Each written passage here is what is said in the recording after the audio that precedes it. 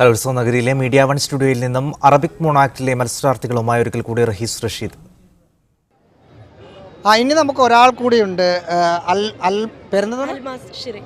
Almas Shirin Kodungallur girls higher secondary സ്കൂളിലെ വിദ്യാർത്ഥിയാണ്.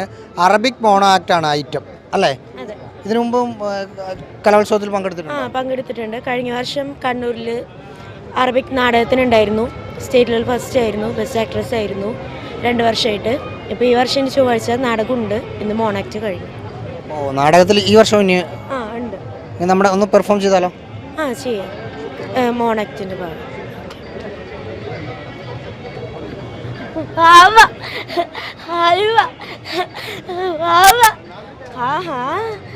يا ذا البلد افتحي فمك يا كتوتك ودي واوا حلوة واوا. ഇതാണ് അതിൻ്റെ ഒരു മാസ്റ്റർ പീസ്. പിന്നെ ഒരു 5 ഭാഗമുണ്ട് എന്ന് പറഞ്ഞാൽ മാധ്യമക്കാർ കുട്ടിയെ പീഡിപ്പിച്ച് കഴിഞ്ഞ ശേഷം ആകെ മനസ്സ് തകർന്നാകെ ഇതായിരിക്കുമ്പോൾ മീഡിയക്കാർ വന്ന് ഇങ്ങനെ ഓരോ ചോദ്യങ്ങൾ ചോദിച്ചുകൊണ്ടിരിക്കുമ്പോൾ സമൂഹത്തിന് മുമ്പിൽ പൊട്ടിത്തെറിച്ചുകൊണ്ട് പറയുന്ന കുറച്ച് ഡയലോഗ് ഞങ്ങൾക്ക് തന്നെയാണല്ലോ വിമർശനം. അതാണ് നാടകത്തിൻ്റെയും മോണാക്റ്റിൻ്റെ ഒക്കെ ഹൈലൈറ്റ്. അത് കാണിക്കാൻ സ്കൂളിൽ നിന്ന് വേറെ ഏതൊക്കെ ഐറ്റംസിനുണ്ട്? നമ്മുടെ ഒരു ഗവൺമെൻറ് സ്കൂളും കഴിഞ്ഞ വർഷം കഥാപ്രസംഗം നാടകം ഉണ്ടായിരുന്നു. ഇപ്രാവശ്യം മോണാക്റ്റ് നാടകം. കഥാപ്രസംഗം ജില്ലാ ലെവൽ എ ഗ്രേഡ് ഉണ്ടായിരുന്നു. സ്റ്റേറ്റ് ലെവൽ ഫസ്റ്റ് ആയിരുന്നു. Arabic drama state level first ആയിരുന്നു കണ്ണൂർ. ഈ വർഷം ഇനി ചൊവ്വാഴ്ച പങ്കെടുക്കാൻ പോകുന്നു.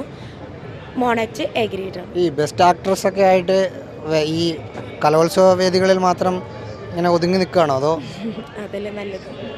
പുറത്തേക്ക് വേറെ നാടക ഇതിൽ അങ്ങനെയൊന്നും വേണ്ട? അങ്ങനെ ആഗ്രഹമില്ലായികയില്ല.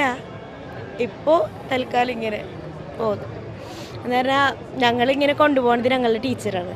അപ്പോൾ ടീച്ചറില്ലാതെ വേറൊരു ഇതില്ലല്ലോ. ഞങ്ങളുടെ നാടകം എഴുതുന്നതും പഠിപ്പിക്കുന്നതും നഗരിയിൽ നിന്നുള്ള കാഴ്ചകളാണ് പ്രേക്ഷകർ